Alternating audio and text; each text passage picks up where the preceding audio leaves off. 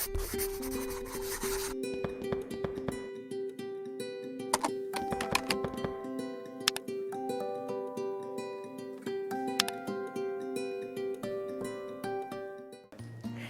children, welcome to my language arts segment. Today, let's have a bit of fun with short stories. This is the second video for the Year 4 short story called The King of Kites by Judith Hennigan and Laure Fournier. Previously, we've talked about the book cover, read the book, recalled the synopsis, and described the characters and their characteristics. In this episode, we'll be responding to the literary text by identifying the message and the moral of the story, identifying the setting of the short story, and having fun with language arts. Before we continue, we will need a copy of The King of Kites and a copy of this worksheet. This worksheet will be useful later because there will be a task for you to complete. Are you ready? Let's begin. Message and moral of the story. We can learn a lot from stories because stories usually comes with messages and morals value. So we're going to try and find the message behind the story, The King of Kites. Reading is a great activity because it helps you to think. A good story especially will trigger your thoughts about an important issue. So after reading the story, what do you think are the main issues in the story? How do you feel about an event or a character? For example, I think Anil had a beautiful friendship with the other children. I love how he helped mend the other children's kites. In the end, the other children helped Anil by giving him their kites. So one of the messages of the story is, a friend in need is a friend indeed. The message can also be, a good deed never goes unnoticed. By helping others, Anil received help from his friends in the end. Another example is how the story describes poverty and how it affects people's lifestyle. I think Anil and his mother were a poor family because his mother had to work all day making clothes. Besides, Anil had to forget about his kites and help his mother by rushing to the market to buy supplies when she ran out of them.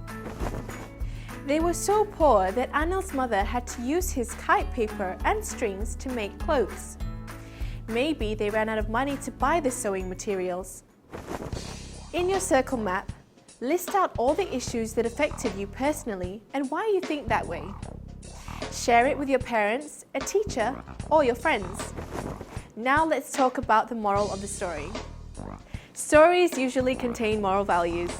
That's why stories are good for us, because they are entertaining and we learn something from them in the end.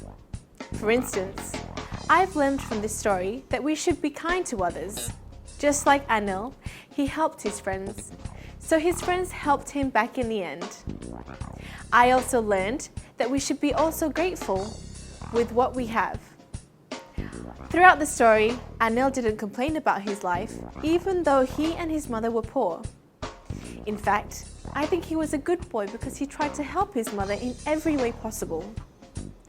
So what have you learned from this story? Brainstorm in the circle map given. List all the moral values and teachings you have learned from this story. Settings.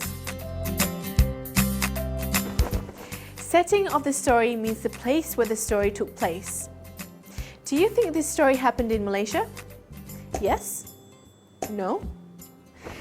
Skim and scan through the story again and jot down any clues that tell you where the story might have taken place. If you need more time, don't worry. You can always pause this video until you're ready. Are you ready? Okay, so where did the story take place? The answer is India. Did you get the right answer? You did? Well done. How did you know it was India?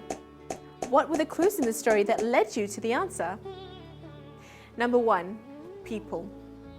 If you look at the pictures, Anil and his mother and his friends were Indians.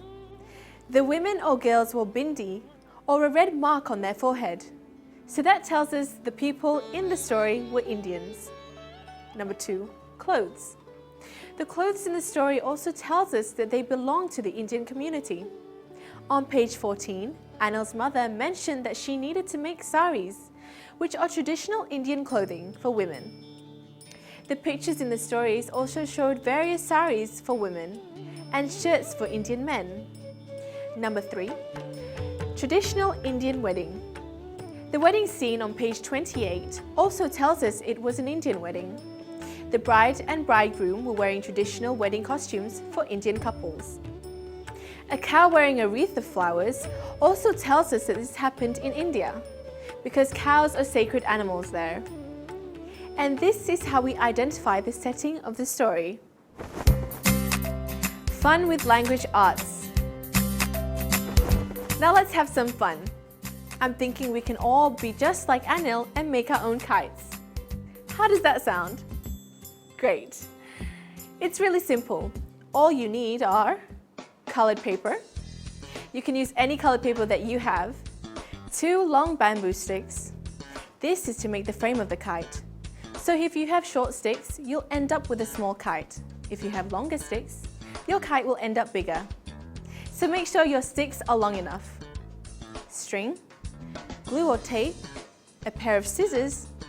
Scissors are sharp, so if you're not sure, always have an adult to help you, okay? Beads or sequins. Anil's mother helped him to decorate the kites with sequins, so I'm going to use them too. You can use anything to decorate your kites. You can draw colorful patterns, you can use glitter powder, stickers, just be creative. Methods. Step 1. First, take the 2 sticks and arrange them to make a letter T, like this.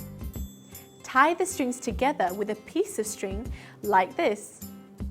Make sure it's really tight, otherwise your kite will fall apart. Step 2. Second, we're going to cut the colored paper into the shape of a diamond. In order to do that, place the sticks on a piece of colored paper. Mark the edges with a pencil, then use a long ruler to draw the shape of a diamond on the colored paper. After that, cut out the shape with a pair of scissors. This can be dangerous, so ask an adult to help you. Step 3. Now we can glue the paper on the sticks. Lay the paper flat on the table and arrange the sticks in the center. You can use the glue or tape to stick the sticks to the paper. If you used glue, leave it for a moment to dry. The main body of your kite is done. Step 4. Now to make the tail for the kite. You can use any ribbons and you can cut them into the length you want. If you have a big kite, you can make a long tail. Just use glue or tape and attach it at the bottom like this. Ta-da! Step 5. This is my favorite part. Decorating. Decide on a pattern you like. Then, arrange your beads or sequins carefully on your kite. Use strong glue to glue beads or sequins on the kite. When you're done, leave it to dry for a few hours. Like I said, it doesn't have to be just beads or sequins. You can draw on your kite, you can use stickers, or glitter, or anything you like. If you don't like patterns, you can draw animals or people. There are so many things you can do on your kite. Step 6. For the final step. I have a spool of string here and I'm going to tie one end of the string to the center of the kite like this. Make sure it's a dead knot and we're done. We have successfully made a kite just like Anil. I hope you've enjoyed doing these activities with me. Till next time, bye!